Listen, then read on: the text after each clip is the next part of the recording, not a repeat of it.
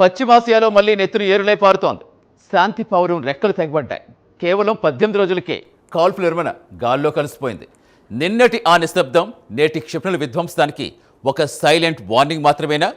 Hormuz జలసంధి వేదికగా Trump మొదలుపెట్టిన ప్రాజెక్ట్ ఫ్రీడమ్, దానికి ప్రతిగా ఇరాన్ చేస్తున్న కౌంటర్ అటాక్స్ మధ్య రేగుతున్న ఈ అగ్నిగుండంలో ఎవరిది పైచేయి?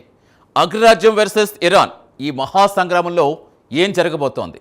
దాడుల్లో భారతీయులు ఎందుకు బలవుతున్నారు? ఈ సుదీర్ఘ పోరులో ఇంకెంత ప్రాణ నష్టం తప్పదు? చూద్దాం ఈ స్పెషల్ స్టోరీలో.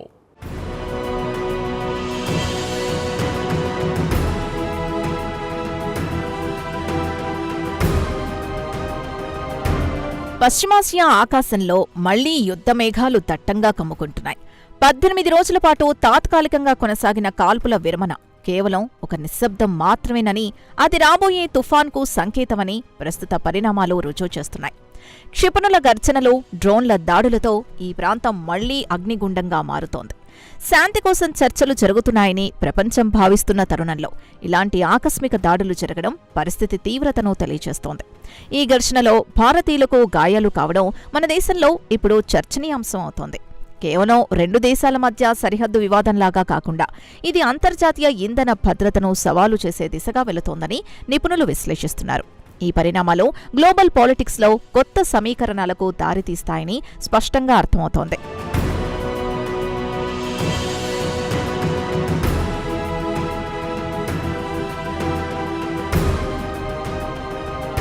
ప్రపంచ వాణిజ్యానికి అత్యంత కీలకమైన హార్మూజ్ జలసంధి ఇప్పుడు యుద్ధ క్షేత్రానికి ఎపిసెంటర్లా మారింది.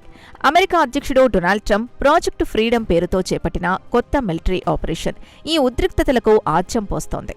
ఈ జలసంధి గుండా వెళ్లే నౌకలకు సెక్యూరిటీ ఇవ్వడమే తమ బాధ్యత అని అమెరికా సైన్యం ప్రకటిస్తుంటాయి. అది తమ అంతర్గత విషయాల్లో జోక్యం చేసుకోవడమేనని ఇరాన్ తీవ్రంగా పరిగణిస్తోంది. ఇంట గెలిచి రచ్చగెలవాలి అన్న సామెతను మర్చిపోయి అంతర్జాతీయ వేదికపై తన ఆధిపత్యాన్ని చాటుకోవాలని అమెరికా ప్రయత్నిస్తోంది. ఈ వ్యూహాత్మక జలసంధిపై పట్టు సాధించే క్రమంలో సాగుతున్న ఈ పోరాటం కేవలం రక్షణ కోసమేనా, లేక చమురు మార్గాలపై కంట్రోల్ సాధించడానికా అన్నది ఇప్పుడు మేధావుల విశ్లేషణకు ప్రధాన అంశంగా మారింది.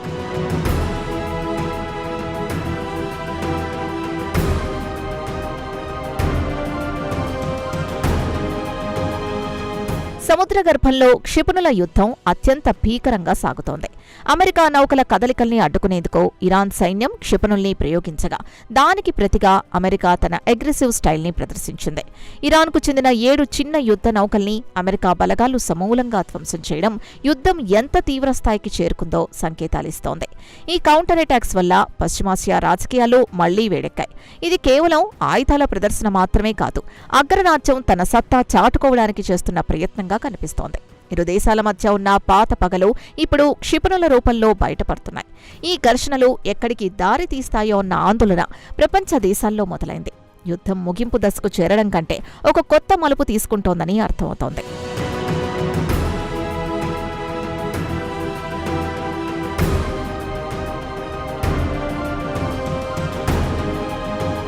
మానవీయ కోణంలో చూస్తే ఈ యుద్ధం మిగిలిస్తున్న గాయాలు చాలా లోతైనవి. అమెరికా జరిపిన దాడుల్లో 5గురు ప్రాణాలు కోల్పోవడం ఇప్పుడు ఒక పెద్ద వివాదంగా మారింది. మరణించిన వారు సామాన్య పౌరులని, వారు అత్యవసర సామాగ్రిని తరలిస్తున్న నౌకలో ఉన్నారని ఇరాన్ ఆగ్రహం వ్యక్తం చేస్తోంది. ప్రాణనష్టం జరిగినప్పుడు ఏ పక్షం చెప్పే వాదన నిజమైనా అంతిమంగా బలైపోతోంది నిర్దోషులైన మనుషులే. అత్యవసర మెడిసిన్, ఆహారం వంటి వస్తువుల్ని తీసుకొస్తున్న నౌకపై దాడి చేయడం అంతర్జాతీయ యుద్ధ నియమాలను ఉల్లంఘించడమేనని ఇరాన్ విశ్లేషిస్తోంది. ఈ మరణాల వార్త పశ్చిమాసియా ప్రజల్లో తీవ్ర వ్యతిరేకతను పెంచుతోంది. యుద్ధం అనేది కేవలం బార్డర్ల దగ్గరే కాదు, సామాన్యుల జీవితాల్లో కూడా చీకటిని నింపుతోందని ఈ ఘటన నిరూపిస్తోంది.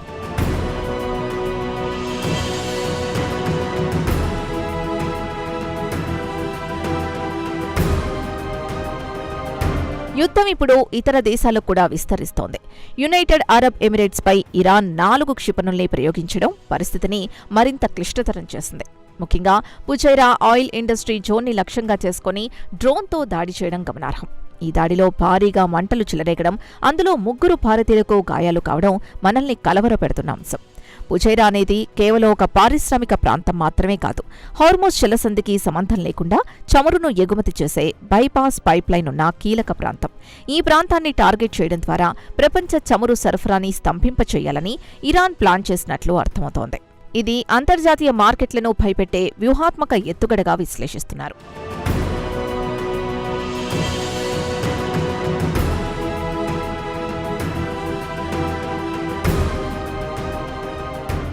చూస్తారు కదా, సముద్రంలో మొదలైన ఈ మంటలు ఇప్పుడు తీరం దాటుతున్నాయి. అగ్రరాజ్యంపై కోపంతో ఇరాన్ చేస్తున్న దాడులు పక్క దేశాలకు పాకుతున్నాయి. ఫుజైరా ఆయిల్ జోన్పై జరిగిన తాజా దాడిలో 3 భారతీయులు గాయపడ్డం మనల్ని ఉలిక్కిపడేలా చేస్తుంది.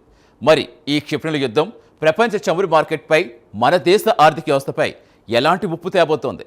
బహ్రెయిన్లో ఎమర్జెన్సీ వెనుక దాగిన అసలు భయం ఏంటి? ట్రంప్ వ్యూహాలు ఎటు దారి తీస్తున్నాయి? మిగతా స్టోరీలో చూద్దాం.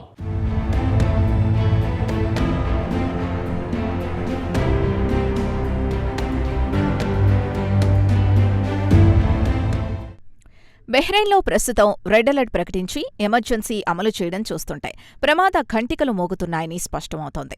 పొరుగు దేశాలైన యుఏఈ, ఇరాన్ మధ్య జరుగుతున్న పోరు తమ దేశ భద్రతకు ముప్పుగా మారుతోందని బహ్రెయిన్ ఆందోళన చెందుతోంది.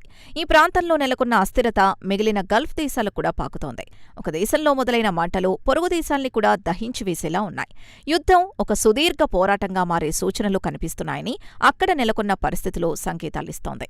ప్రతి దేశం తమ సరిహద్దుల్ని భద్రపరుచుకోవడానికి సిద్ధమవుతూ ఉండడంతో పశ్చిమాసియా అంతా ఒక యుద్ధ శిబిరాన్ని తలపిస్తోంది. ఈ ఎమర్జెన్సీ ప్రకటన ప్రజల్లో భయాందోళనల్ని మరింత పెంచుతోంది. నిత్యావసరాల కోసం జనం అల్లాడిపోతున్నారు.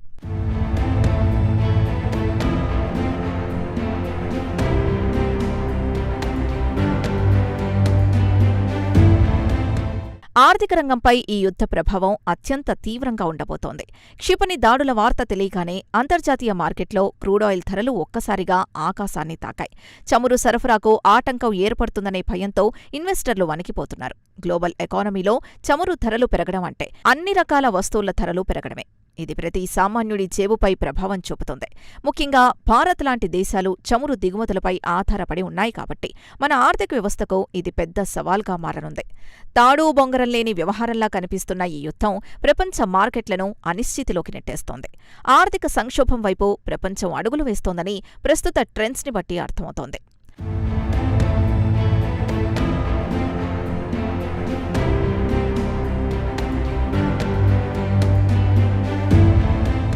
ట్రంప్ హెచ్చరికలు, ఆయన అనుసరిస్తున్న వ్యూహాలు ఇప్పుడు ప్రపంచవ్యాప్తంగా చర్చనీయాంశమవుతున్నాయి. తాజా పరిణామాలపై స్పందిస్తూ ఆయన చేసిన వ్యాఖ్యలు మళ్లీ దాడి చేసే అవకాశాన్ని సూచిస్తున్నాయి. ట్రంప్ మాటల్లో నిలకడలేకపోవడం, ఎప్పుడు ఎలాంటి నిర్ణయం తీసుకుంటారో తెలియకపోవడం దౌత్యవేత్తల్ని అయోమయంలో పడేస్తోంది. హార్మోజ్ జలసంధిని పూర్తిగా తమ అదుపులోకి తెచ్చుకునే వరకు అమెరికా తగ్గేలా కనిపించడం లేదని విశ్లేషిస్తున్నారు. అగ్రరాజ్యం తన సైనిక బలాన్ని ప్రదర్శిస్తూ ప్రత్యర్థుల్ని భయపెట్టాలని చూస్తోంది. ఈ హెచ్చరికలు కేవలం ఇరాన్ కోసమే కాదు, ప్రపంచ దేశాలన్నిటి అమెరికా ఇస్తున్న పరోక్ష సంకేతాలని భావించాల్సి ఉంటుంది. ఈ వైఖరి యుద్ధాన్ని ముగించడానికి కాకుండా మరింత సాగదీయడానికి దోహదపడుతుంది.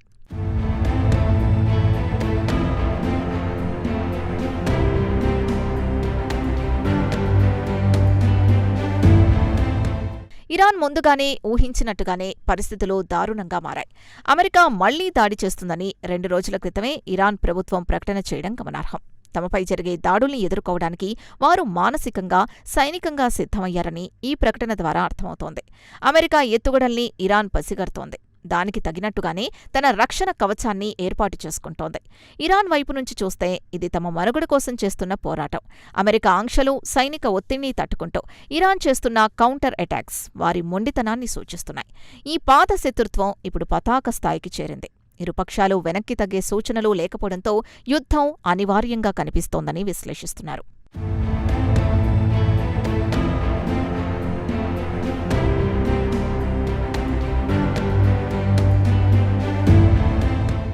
అందరినీ వేధిస్తున్న అతిపెద్ద ప్రశ్న, ఈ యుద్ధం సుదీర్ఘంగా కొనసాగుతుందా? ప్రస్తుత వాతావరణం చూస్తుంటే ఇది కేవలం కొన్ని రోజుల పోరాటంతో ముగిసేలా లేదు.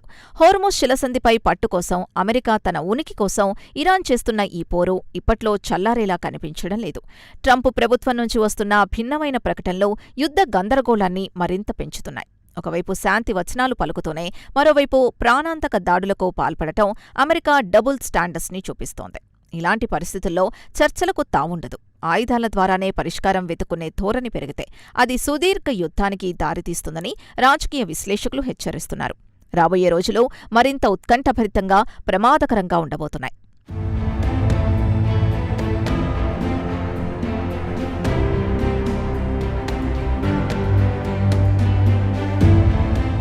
మొత్తానికి పశ్చిమాసియా ఒక అగ్నిపర్వతంలా మారి ఎప్పుడు పేలుతుందో తెలియని స్థితిలో ఉంది.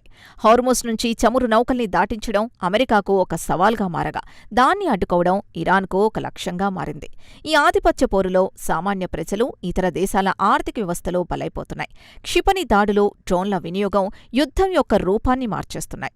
భారతీయులకు గాయాలు కావడం మన విదేశాంగ విధానానికి కూడా ఒక పరీక్ష లాంటిది. యుద్ధం ఎవరికీ మేలు చేయదు. కానీ అధికారం, ఆధిపత్యం కోసం సాగుతున్న ఈ ఆటలో మానవత్వం మంటగలిసిపోతోంది. ఈ సంక్షోభం ఎప్పుడు సమసిపోతుందో ఎవరూ ఊహించలేకపోతున్నారు. అంతర్జాతీయ సమాజం తక్షణమే జోక్యం చేసుకోకపోతే ఈ యుద్ధ మేఘాలు ప్రపంచమంతా కమ్ముకునే ప్రమాదం ఉందని అర్థమవుతోంది.